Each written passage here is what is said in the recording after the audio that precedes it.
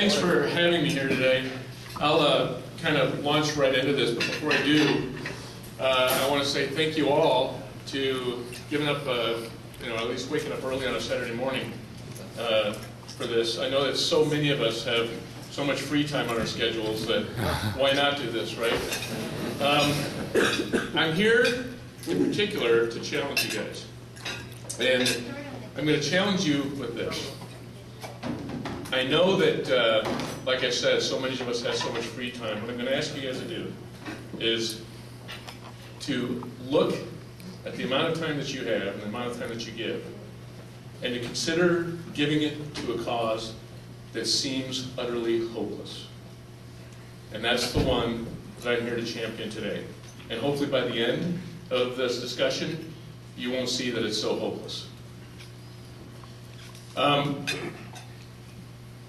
One of the things that we do as a nation is we commemorate and we remember tragedies in particular. And let me see if I know how these clickers work. And anyone here in this room is aware of what happened on 9/11, 2001 now, 12 years ago. Does anyone remember how many lives were lost about on that day? 3,000. It's absolutely right. Every year we commemorate the tragic loss of 3,000 lives. There is a whole class of people that are forgotten. Does anyone know the number of children that are lost to abortion per day?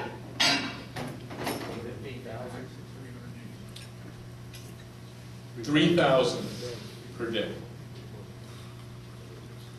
Not to diminish the 3,000 lives that were lost 12 years ago, but 3,000 per day. 3,000 more today will not breathe the air of this earth in the United States before this day is out. If we recognized and remembered each one of those 55 million lives since Roe v. Wade was made legal in 1973, if you remember every single one of those 55 million lives with just one moment of silence, we collectively would be silent for 100 years. Now, our culture likes to talk about pro-life and pro-choice in this way. Pro-choice folks like to talk about abortion being something that would be safe, legal, and rare. Anyone ever heard that before? Rare? The number 2 most common medical outpatient procedure done in the United States today is removing a wisdom tooth. Anyone hazard a guess at what would be the number 1? Don't tell me. So much for rarity. What this culture is doing to itself is resulting in, of all pregnancies that we see today, 1 in 4 will end in abortion. It's not rare. In fact, it's quite common. And so, as Pastor Larry mentioned, in 2004, a colleague of mine, while I was in the military deployment, asked me the question, what are you doing about abortion?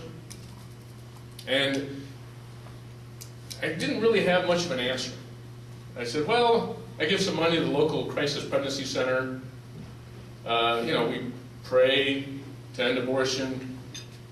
We vote pro-life. And he looked me in the eye and he goes, yeah, but what are you doing about abortion? And I can't explain why, but that question remained on my heart for long after my return from that deployment. And so as I was thinking about it and discussing it with my wife, to me it seemed like the only things that you could do about abortion involved 2 things that really don't interest me that much: politics and picketing. And if any of you have ever taken part in the March for Life, have any of you gone down to the March for Life in Olympia at all? It happens every year since Roe v. Wade. I've been there a few times. And it's a beautiful thing. It's a few thousand people coming together and marching on our Capitol in Olympia. Reverently, prayerfully, quietly. But we're still rated an A+ in the nation for a pro-abortion culture. That's not a grade that we want to take pride in. So to me, it seemed like the politicians and the picketing really weren't doing that much. So I wanted to look for something different. And I'd heard in the midst of a talk at church that ultrasounds were very effective. I remember hearing this back from a few years before this question was asked of me. Helping a woman to choose life, providing her an informed choice. Now, my wife and I had a little extra money following our deployment, and you know, anyone of you have ever been called by God to do something, and you sort of try to find the quick way out? Right? Okay, God, I know you're calling me.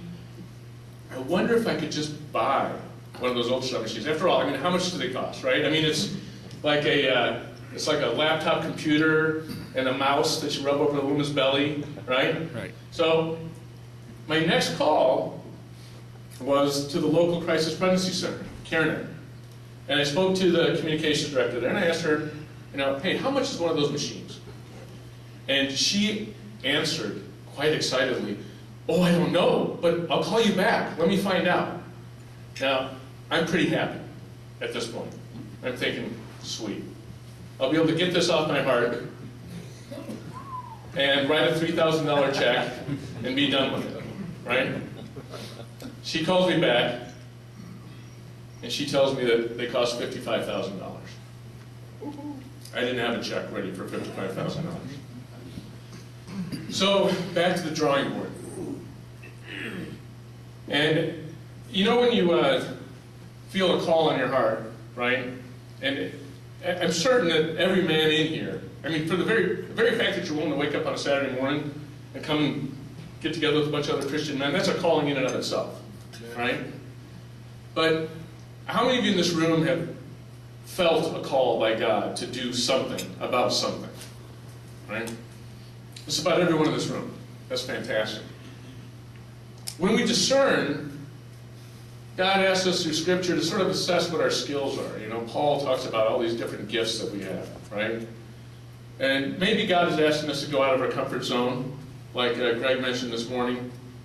But then again, maybe he's not. So, well, if I can't write a check, maybe there's something I can do that I really enjoy that will help this problem out. So, one of the things I really enjoy doing is riding bikes. And I thought of what I thought was a great idea. I was out on a mission, week-long mission in the C-17, and I thought of this idea called Ride for Us, Ride for Ultrasound. And it seemed like a great idea. It was going to be awesome. It would be like me and maybe a group of guys, like I'm a Catholic, and then like an evangelical, and a Mormon, and a Muslim, and a Jew, and a Marxist, and all of us riding around the U.S. for 50 days, right? Because you've heard of these things, right? You guys will go across the country to raise funds. Well, 5 or 6 guys going and spending the night at different crisis pregnancy centers, talking to different churches, hitting all 50 states, Ride for Us. Not just ultrasound, but United States. Wasn't it cool? Doesn't that sound awesome, right? Awesome.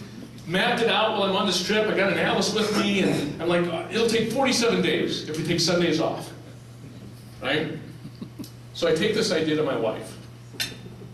And I ought to tell you that when you're about to unveil what you think is your calling to your wife, you ought to look at things in context, right? And so she's in the midst of changing the diapers on our 1.5-year-old daughter, at the time our oldest. It's in 2004. And she's pregnant with our second. I mean, she's huge, like 7 months pregnant. And she hears this, and I'm all excited. I'm telling her how cool it's going to be in 47 days, right, with these guys that I don't even know who they are yet. And she goes, okay, so you're probably going to need some support for that, right? And she goes, oh, yeah, I thought of that. We're going to have a Winnebago, And it's going to follow us, just in case we get any flats and everything like that. And she goes, right. And where am I for those 47 days? Oh, you're in the Winnebago. Now, you might think you know how to discern a call, right? One of my wife's gifts is that while she may not exactly discern what the call is, she knows for certitude what God is not calling her to do. And that was not riding in a Winnebago behind a bunch of guys for 47 days and 2 crying babies in the back. So, back to the drawing board again. By the way, that's believe it or not, she still had kids with me after that question. So there's a temptation to drop the call, right? This has been a month and a half now after that question. It's lingering on my heart. I got to do something about this. We got to do something about this. There's just too many abortions happening. There is a tangible solution out there with these ultrasound machines. We've just got to find a way to get them into these centers. And the temptation was to drop the call. Because after all, who here has lots of time on their hands? Right? Even the retired guys. I'm presuming by the looks of you that maybe some of you are retired, right? Even you guys don't have that much time on your hands, right? But it dawned on me that if God was calling me to do something, and I did nothing, all I really was doing was living, but not truly living my life, what God was calling me to do. And so, after much discernment and prayer, my wife and I together, she came up with the idea of, rather than following you behind in a Winnebago, why don't we host a local fundraising event called Ride for Us, where people can come out, ride their bikes, and raise money to purchase an ultrasound. And over time, it evolved into what's now called forus.org. For ultrasound. The for us also stands for the mother and the child. And it also stands for us, our culture. What are we going to do for these pregnant women in crisis? Now, from humble beginnings and a really bad idea, this ministry, by God's grace, has grown over time. And we've had fits and starts, and things have been very difficult over time. In fact, a couple years into it, my all-volunteer staff and I had contemplated quitting. But thank God we didn't quit. We've managed to place ultrasound machines, new ultrasound machines, in training for 2 sonographers now in 22 centers throughout Washington, Idaho, and Oregon. And we've done it by hosting the nation's only single-day bike ride, run, walk, and family fun festival. So that we've got something for everyone. In fact, last year we even added a concert, a Friday night concert, because we figured out that if we wanted kids to get involved, asking them to wake up early on a Saturday morning wasn't going to happen. Now, one of the reasons that you've seen, we've expanded into Idaho as well, and most recently done into Oregon. We just placed a machine in Everett last week that's already making huge returns on investment with regards to life. One of the great organizations that partners with us over time are the Knights of Columbus. Each one of those machines, 14 of the 22 that we've delivered, have been paid for half of that cost by the Knights of Columbus when they started hearing about our program. Every single one of those machines will result in 2,000 choices for life. We're about to place our 23rd and 24th machines in eastern Washington now, this coming spring. So all told, 48,000 babies will breathe the air of this earth that might not otherwise have. 48,000 mothers won't have something that they're going to regret. And it's our hope and prayer that in time, 48,000 men will step up to their responsibilities.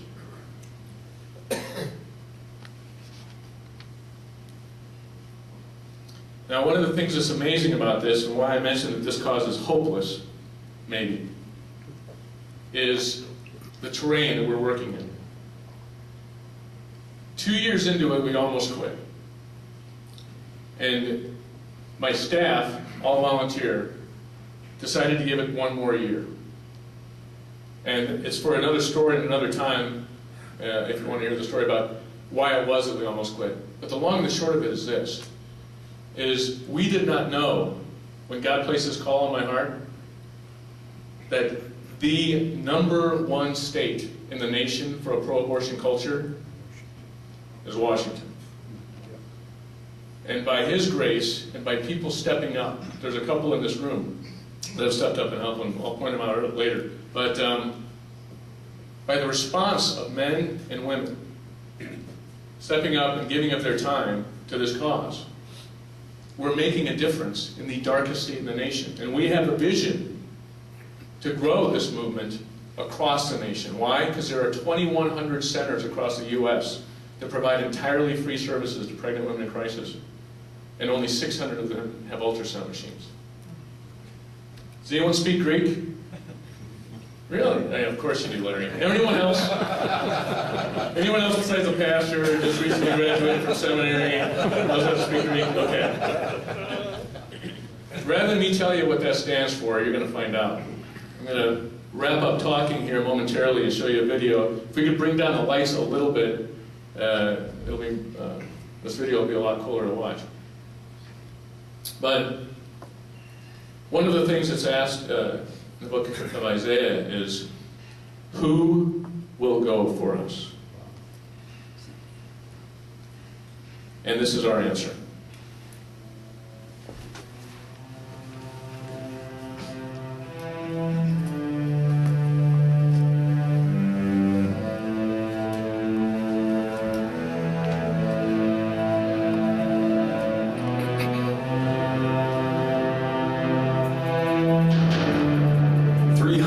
Untrained soldiers from the tribe of Manasseh, armed with shofars and torches, and led by an amateur named Gideon, were sent by God to meet 120,000 well-equipped and professionally trained Midianites. Undaunted by the odds and fortified by truth, the 300 surrounded the enemy encampment in the dark of night. At a coordinated time, they exposed their torches and sounded their horns. The resulting chaos of the darkened enemy encampment saw the enemy turn upon themselves in confusion. Gideon's 300 vanquished their enemy by the power of sound and light.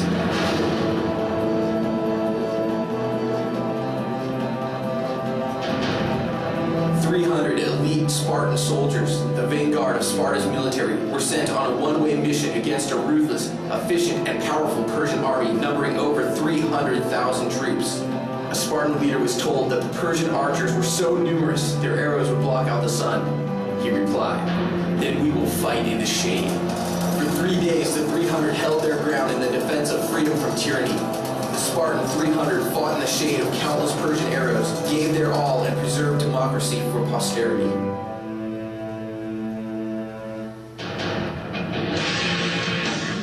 The 300 for 3 days will toil, sweat, and persevere.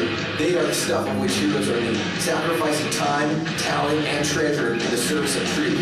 They are the vanguard, leading an army of champions to stand with us, for life.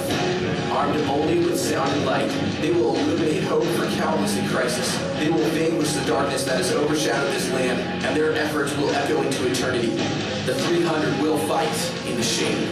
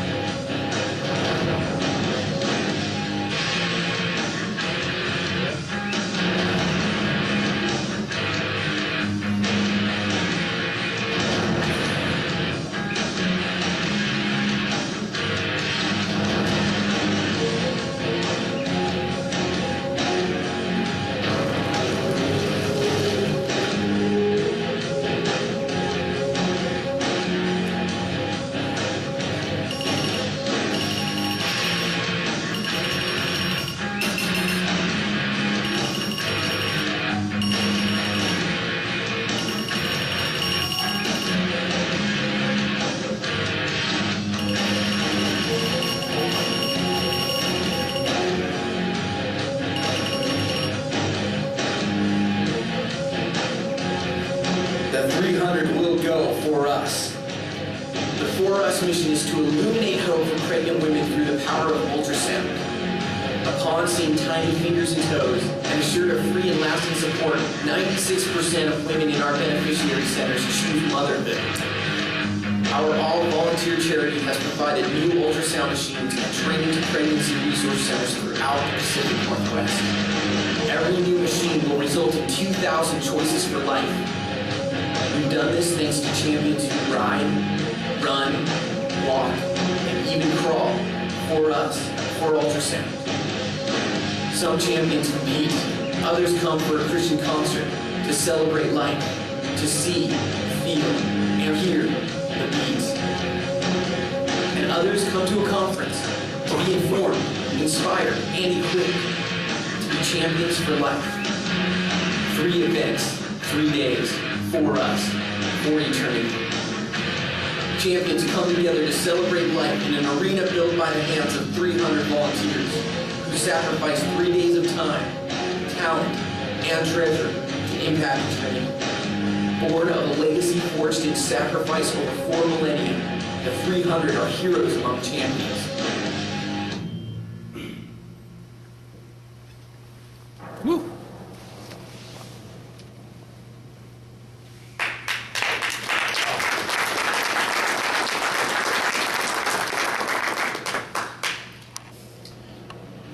So can anyone guess what I'm going to ask you guys to do? Right, walk, crawl. The question remains today, and I put it before you guys. Are you being called?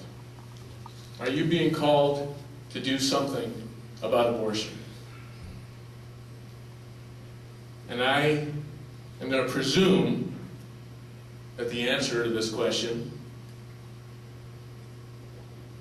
is we are all called. Now, you may not necessarily be called to this mission, to join the 300, to be a part of For Us, to be a part of the Baby Bottle campaign. But gentlemen, I assure you that as men, as fathers and husbands, we are all called. We are all called to be all in. One of the things that was mentioned is that we're an all-volunteer charity. There's a reason for that. It's because we want every penny of the funds that are raised to go towards machines and training. You cannot put a value on those lives, but we do, and I'll tell you how. If one machine is worth 2,000 lives, that means one life is $15. There are so many ways that we can make a tangible impact for eternity. And our culture, as you saw, is struggling. Our culture places abortion above removing a wisdom tooth, for crying out loud. 1 in 4 pregnancies end in abortion. Our culture is asking us to step up and be heroes. We are called, before this ministry began, or as I was thinking about it, my priest called me in and wanted to meet with me because he knew there were a lot of things going on in our lives, both my wife and I. Pregnant, I'm asking her to do stuff at things like follow with me in Winnebago. You know, we're both in the military at the time, supporting operations in Iraq and Afghanistan. We're going through a house remodel. Anyone gone through a house remodel? Right? That's living hell. So he calls me in and he goes, now Diego, remember, before God called you to this ministry, He called you first to be a husband, and second to be a father. Now, I promptly ignored that advice. I mean, what does a priest or a pastor know, right? But it was 2 years later that it all became crystal clear that God isn't asking us, when He's asking us to be all in for one singular effort. It's to be all in for your whole life. Moment to moment, ask God what He is asking you, what He's calling you to do in that moment. So as far as discernment goes, what is God asking of you in any given moment? And really, it's that same assessment process that I went through, that all of us have gone through. Where are my talents? Where are my skills? Through prayer, where does God can use me to bring joy to others? because usually it results in bringing joy to yourself. That discernment process also has great rewards, one of which is working with an organization that stretches you beyond your comfort zone, especially in a group where men can do tangible things to defend life, to defend the defenseless, is a group of men, hosting a competition, a conference, and a concert. It's very vigorous work. It's masculine work. It's iron sharpening iron for those 3 days. When we're camping, we're eating, there's all sorts of things that have to be done on a specific certain timeline that needed certain exercises of leadership. And that iron sharpening iron is a great reward in the relationships that it builds. Not just relationships, though. There are 2 men here that stood up and answered the call last year that were charter members of the 300. Can they stand? Could you stand up, David and David? Dave Wasserman and David Lee both stood up and answered the call. Wasserberger. Dave Wasserman. David Lee. Before I tell you one thing about him is I thought, you see, trying to get shortcuts with God, I figured if I chose a number like 300, because we did happen to need 300 volunteers, but if I chose a godly number like Gideon's 300, God would bless that by giving us 300 volunteers. Not the case. He gave us 58.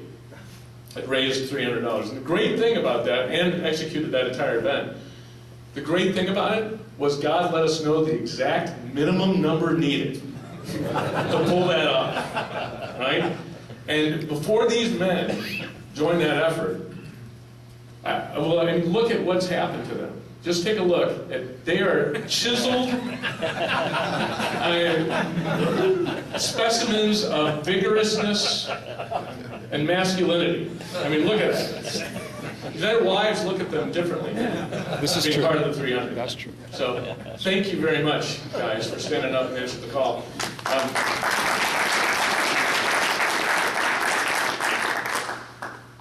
But as I mentioned earlier, there are any number of missions that you can connect yourself with, and that's what this men's group is really about. Do we have a time for any questions, Larry? Okay. I know that men's groups usually aren't good for stepping up and asking questions, so I have some guided topics that I made up here. What's really cool about this is if I go in and you hit the topics, kind of like Jeopardy, and I click on it, it'll go to some of the slides that'll talk about it. So anyone want to throw up a topic, question you might have? Yeah, go ahead. I'll take the work for 100. The work for 100. All right, so remember what I told you about when I click on something, that slide will go right to something really cool? Okay, that wasn't entirely true, because I haven't had a chance to finish that part yet. The work isn't finished. So this is going to be to the next men's group. It's going to be really awesome. But I'll tell you, I'm going to show you what the work is going to involve. And let's pretend you chose what the agenda is. All right. I meant to say the agenda. Yeah, well, because it's kind of like the work, right? But Thursday, August 15th, full day, starts at 8 in the morning, ends with an outdoor movie, 2100, at 9 p.m., sorry, military time. Midnight, we all go to bed, camping outdoors. We've got facilities, showers, we provide meals, we've got our own concession equipment. Mass and a service at 7 p.m. But anyway, basically it's setting up the entire site plan for the competition, the concert, and the conference. Friday, August 16th, the morning is dedicated to breakfast and work. We break for lunch, and then we're going to do from noon until 5 p.m. One of the things that we found last year, and one of David Lee's suggestions was, this movement, the reason I wear the word champion on my shirt is we're asking you guys to be champions for these centers, for these missions that so few people know about.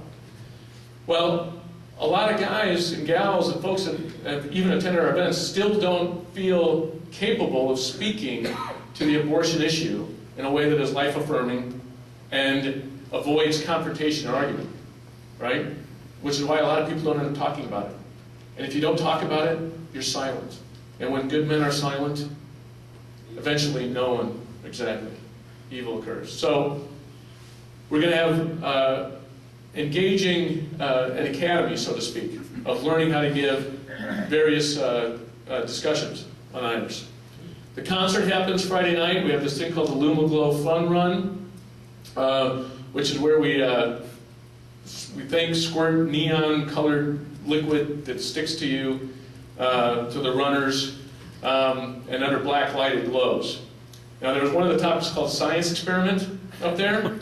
We're looking for a youth group to figure out how to make that happen. So if you come across one, we know that there's a way to do it, we just got to get the right recipe. The headline bands play, the concert ends, and then Saturday, August 17th is when things get really busy. Because the rally round for ultrasound includes a bike ride, 21, 42, and 70 miles, a run, the Pound the Ground for Ultrasound, which is a 5K, a 10K, and a half marathon race, a walk, a motorcycle rally, a family fun festival, and a sound and light symposium, right? In other words, from 5 in the morning until 6 p.m., right? But it's actually pretty organized chaos, as David and Dave can attest to. Just to prove that we actually do have a plan, that's what it looks like. Don't ask me how it's going to happen. But does anyone else have any other questions? I'll be back at the table. Yes, sir. With the time you have worked on this, and knowing that the Roe versus Wade is being looked at nationally, what do you think is the possibility of that being struck down, that particular law? The question was, what is the possibility, in my opinion, of Roe v. Wade being struck down? My answer to that is, my opinion does not matter. And here's why. Roe v. Wade will not be struck down until this culture changes and defends the defenseless. So even if it were struck down, states themselves, California and Washington in a heartbeat, would reinstate and make abortion legal. We're a democracy. So whether Supreme Court justices strike one thing down and hold up another makes nothing, it doesn't matter until, let me put it this way. I've heard someone say, we don't want to make abortion illegal, we want to make it unthinkable. And that's where we're coming from as a charity, is reaching out to you to become a personal champion for life. And with that, I'll wrap things up. Wait. Oh yeah, go ahead, yes. My name's Larry Geringer, by the way. My son has a abortion education ministry he started when God told him to get out of the Air Force and do it, so I've got to talk to you later. But what exactly is it you want us to do? What would be the best thing could happen if you walked away from here today and you got, wow, this is what I wanted, this is what I need, this is what we have to have. Now, what is it? Money? Is it time? Is it what? Tell us exactly Larry, what. that's a great question, and that's one of the things that I don't have ready for you to go, but I do have an answer for you. Okay. We need whatever you can give. The most valuable thing that you can give is your time. If you want to join the 300, there's the information on how to do it, and there's 2 men to tell you all about it. If you can't give of your time because you're not available those 3 days, right? Every single one of you is a father, probably, or a brother, or a friend to someone. That event, those events that we host for champions to participate in, coming and participating in one of those events does something substantial. We've got a runner in the crowd. If you're a coach of a running team, bring your team out, right? If you got a bunch of kids that love Christian rock, bring them out to the concert. Participating is one thing you do. Now let's say that weekend doesn't work for you. You can't be one of the 300, you can't come and participate. You can still promote. And if you can't promote, you can certainly give easily online at forus.org. Okay? We're always looking for corporate sponsorship. This is a very delicate area for corporate sponsors to get involved in, for obvious reasons, especially in this state. Nonetheless, we appreciate every corporation that helps step up and underwrite the event expenses. Because hosting an event like this is substantial, but it's the 300 that pay for the event, so that all the participants and the funds that they raise 100% go to the machines. Does that answer the So, question? well, do you want us to give you money today? That's what I'm thinking about it. Anyone that wants to write me a check, I will gladly take, all right? But I would love for you guys to consider being connected in even a more visceral way than that. More valuable than your treasure would be your time. Yes? What, after this occasion, this event is done, what do you see in accomplishing total? What's your goal for finishing this, other than raising money? The next, beyond the raising the money, is we buy the ultrasound machines with those, right? And they'll get us probably up to 34 ultrasound machines from Northwest Washington. But the vision is to underwrite the development of a website, which we're in now phase 3 development, to where what's happening locally here, our model is Sarah, the 7th grader in Sacramento, can go to our website, find a center that's suitable for an ultrasound machine, adopt that center, click on another layer, and find men's and church organizations that will help support her in her cause to raise funds. Click on another button, host a readathon or a skipathon or some low-scale event fundraiser, even a men's breakfast, and dedicate funds raised to that center for a machine and training, all through one nexus of a website. Because there's one thing that I've noticed about the pro-life movement, and it's this. The enemy, our enemy, is legion. And they are united. And they are attacking on all fronts and at all times. And we, this army of life, let's say, right? We're poorly resourced.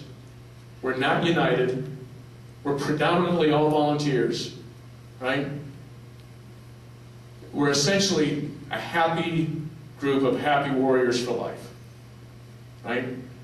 Our vision in the long run is to unite these efforts so that we too are united across all fronts, speaking with one voice, using our many talents across this many arrays of ministries, all of whom will be present at our event. March for Life, 40 Days for Life, CareNet, Crisis Pregnancy Centers, all present there at those venues so that we can take those kids that attend the concerts and the ones that go on the run and folks that just come out to have fun.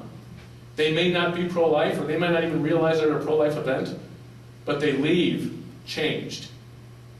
And that's what our long-term vision is a machine in every center and a center that effectively the desire that abortion is eliminated from this country without even making it illegal. I don't think it's hopeless. Thanks, Larry.